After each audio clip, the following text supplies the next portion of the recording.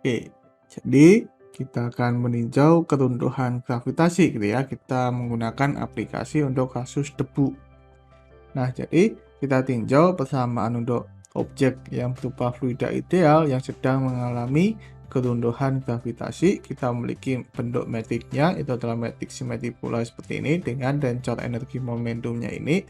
Dan kita akan memiliki persamaan medan Einstein gitu ya. Ini adalah tiga perumusan yang kita turunkan dari persamaan medan Einstein, dan ini adalah perumusan yang kita dapatkan dari sifat kovarian kekekalan dari tensor energi momentum. Nah, sekarang kita tinjau untuk bintang berupa debu. Artinya di sini bintang berupa debu itu memiliki persamaan keadaan tekanannya itu sama dengan 0. Sehingga kita akan dapatkan persamaannya itu seperti ini. Nah, jadi persamaan di atas itu menunjukkan untuk kasus debu F-nya itu tidak bergantung terhadap waktu ya. Karena di sini F dot-nya itu sama dengan 0. Artinya tidak ada aliran masuk atau keluar pada permukaan simetri bola. Nah, artinya struktur eksterior dari ruang waktu itu dapat dideskripsikan oleh solusi Schwarzschild gitu ya. Jadi kalau kita misalkan kita meninjau sebuah permukaan Gauss gitu ya, di sini tidak ada massa yang masuk atau yang keluar. Karena F dot-nya itu yaitu massa Mr. Sub-nya itu tidak bergantung terhadap waktu. Nah, namun tentu saja dia bergantung terhadap R ya. Jadi kalau kita meninjau semakin besar gitu ya, semakin besar permukaan Gauss-nya pasti akan berubah juga massa yang ada di dalamnya. Nah, karena lambdanya itu hanya bergantung waktu, karena lambda aksennya itu sama dengan 0, maka kita bisa mengambil suatu sistem koordinat ya waktu tera sedemikian sehingga lambdanya itu sama dengan 0. Nah, ini sama seperti ketika kita membuktikan teorema Birkhoff gitu ya. Kita meninjau transformasi koordinat agar suku waktunya, suku yang ada di awalnya itu dia bertransformasi sehingga lambdanya itu sama dengan 0. Jadi CDT bar itu sama dengan E pangkat lambda CDT. Nah, sehingga persamaan pertama itu kita bisa tuliskan sebagai R dot aksen minus psi dot R aksen itu sama dengan 0. Dimana solusi dari persamaan ini itu adalah R aksen sama dengan E pangkat G sebagai fungsi R ditambah psi. Nah, sekarang kita definisikan fungsi baru F sebagai fungsi R sama dengan E pangkat 2G R minus 1. Nah, maka dari definisi massa Mr. Sub yaitu F sama dengan seperti ini, kita bisa substitusikan R aksennya seperti ini, dan kita bisa bagi dengan R besar di kedua sisi, maka kita akan dapatkan R dot kuadratnya itu sama dengan F per R ditambah F kecil. Nah, kita tahu bahwa skala Boltzmann-nya itu divergen pada R sama dengan 0 yang sudah kita bahas sebelumnya. Nah, apabila kita definisikan pada keadaan awal ketika bintangnya itu mulai runtuh, yaitu T awal sama dengan 0, R0R-nya itu adalah sama dengan R.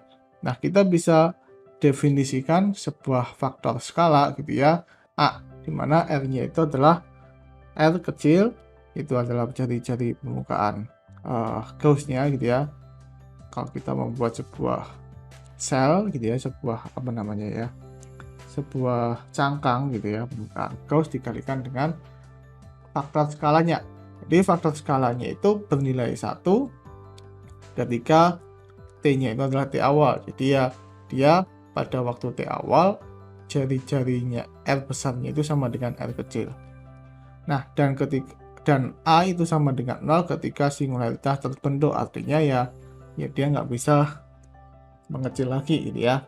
Dan pada proses keruntuhan itu A dot-nya itu kurang dari 0, jadi kecepatannya itu kurang dari 0 karena dia akan menyusut gitu ya. Nah, jadi misalkan massa Mr. Sharp itu diambil dalam bentuk F sebagai fungsi R sama dengan R pangkat 3 C sebagai fungsi R, dimana C sebagai fungsi R itu adalah fungsi dari R pada interval 0 sampai R batas. Nah, jadi persamaan medan Einstein-nya F aksen itu F aksen per R kuadrat. R aksen itu adalah 8 π. Nah, maka kita bisa tuliskan, kita kita substitusikan F-nya itu row-nya itu dalam suku F dan A gitu ya. C, A, dan R. Dan kita bisa definisikan fungsi baru yaitu D sebagai fungsi R gitu ya. Nah, jadi ini harusnya dr kuadrat. Nah, D sebagai fungsi R itu adalah C sebagai fungsi R dibagi dengan 8B di sini. Nah, terlihat bahwa kerapatan energinya itu tidak memuncak gitu ya pada R sama dengan 0. Jadi di sini ketika kita masukkan R sama dengan 0, ya nilai kerapatannya rho-nya itu nggak tahingga. Padahal bahwa pada syarat singularitas itu pada R sama dengan 0, rho-nya itu tahingga. Nah, jadi artinya pada R sama dengan 0 mungkin bukan berupa singularitas. Nah, fungsi D sebagai fungsi R itu kita bisa ekspansikan dalam deret di sekitar R sama dengan 0. Jadi dr sama dengan jumlahan dk R pangkat K. Nah, dan dari definisi R aksen, yaitu R aksen sama dengan E pangkat G R ditambah besi, maka E pangkat 2 besinya itu sama dengan R aksen kuadrat per E pangkat 2 GR. Dan itu sama dengan R aksen kuadrat per 1 ditambah F.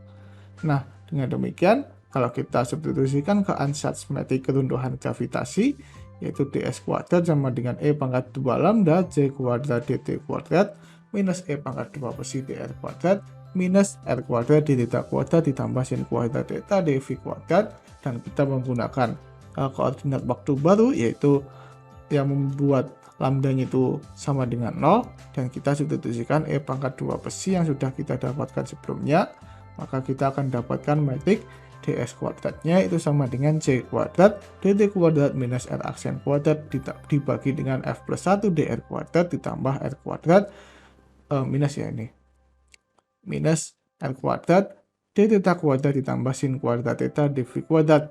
Nah, metrik ini itu disebut sebagai metrik Lemaitre-Tolman-Bondi dengan skalar Boltzmann-nya itu adalah seperti ini. Nah, jadi ya ini sama seperti sebelumnya bahwa skalar Boltzmann-nya itu akan divergen pada R besar sama dengan 0. Ingat bahwa divergennya itu enggak di R kecil sama dengan 0. Kalau di R kecil sama dengan 0 ya berarti dia di pusat dari bintangnya. Kalau di R besar sama dengan 0 ya kita tinjau persamaan. Ingat bahwa R besarnya itu adalah fungsi R dan T gitu ya. Jadi pasti ya kita harus menyelesaikan persamaan ini gitu ya untuk mendapatkan nilai atau lokasi dari singularitasnya, dan itu belum tentu di pusat dari bintangnya.